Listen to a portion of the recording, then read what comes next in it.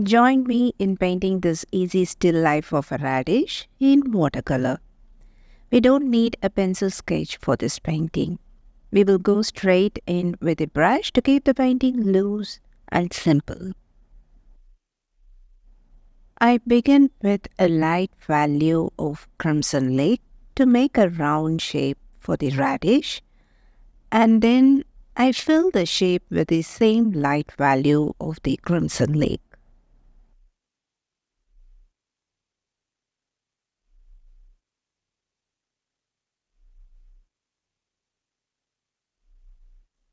We have done the first layer for the radish. For the second layer, I mix crimson lake with a little sap green to create a pinkish brown.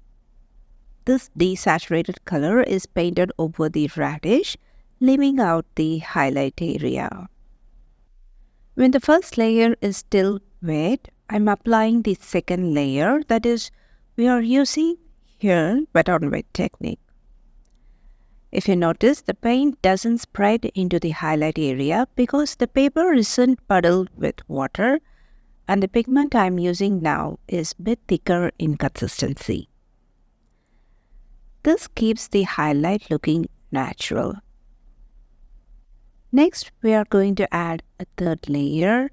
For that, I mix crimson lake with more sap green to create a rich dark brown, and I paint it on the right side of the radish to give it a three-dimensional look.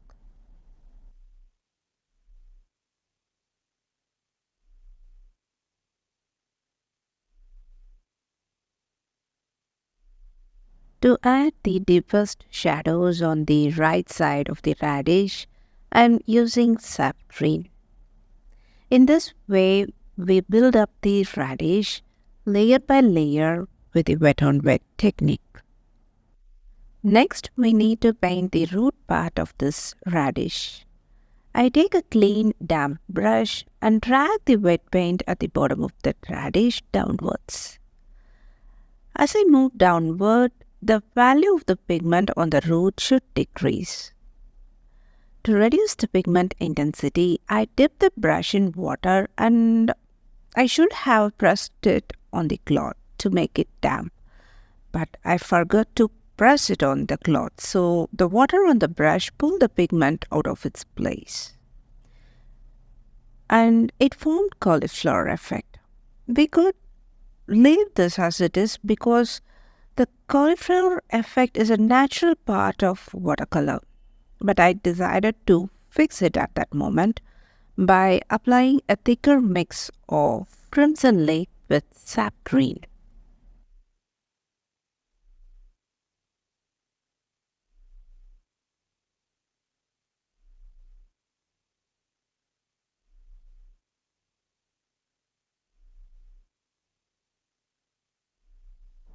Using the brown shade on my palette, I paint the shadow part on the root.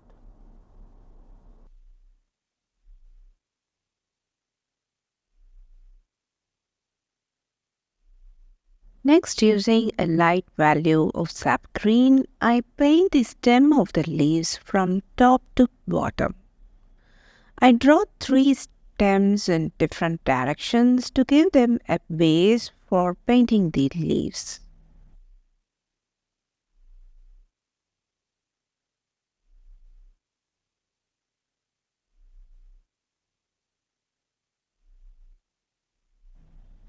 After painting these stems, I use a light value of sap green to paint the structure of three adjacent leaves which are touching each other.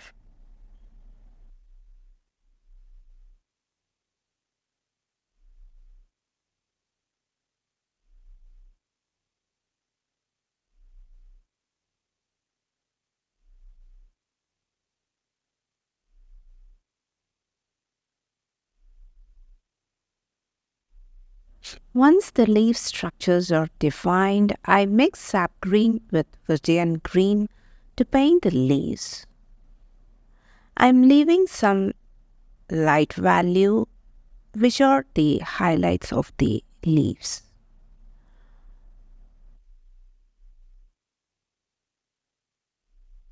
Next, I use indigo to paint the shadow areas where the leaves overlap.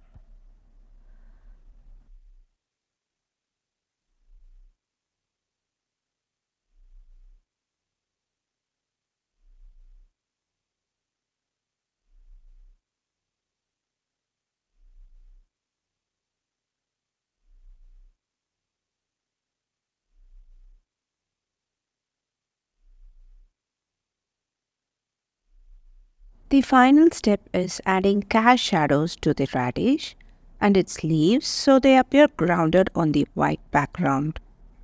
For that, first I wet the right side of the radish as you see in the video. Then I apply a light value of indigo to create a soft shadow close to the radish. I'm also adding a soft shadow near the root. After that, I apply a darker value of indigo right next to the radish on the right side to form its cast shadow so that it looks like the value of the pigment gradually shifts from dark to light.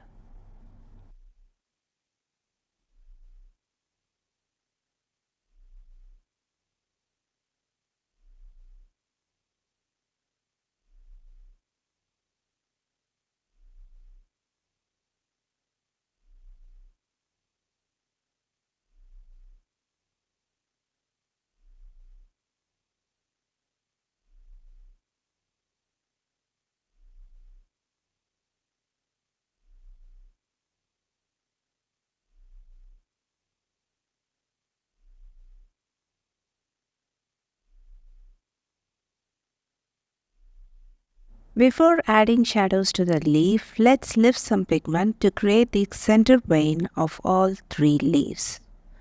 For this, we use a clean, damp brush to lift the pigment. Each time after lifting, rinse the brush in clean water and press it on a cloth to make it damp again.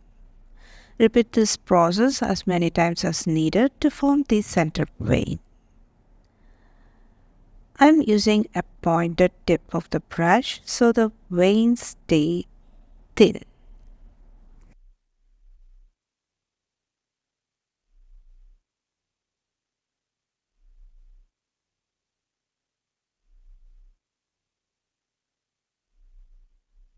The final step is to create shadow for the leaf on the right side. Just like we did for the radish, we will add a shadow to this leaf as well.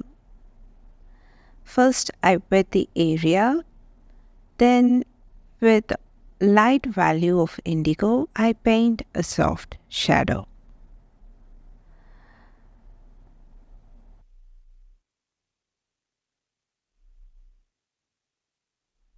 After painting a soft shadow, I use a darker value of indigo to paint the darkest part of the cast shadow so that it feels grounded on the white background.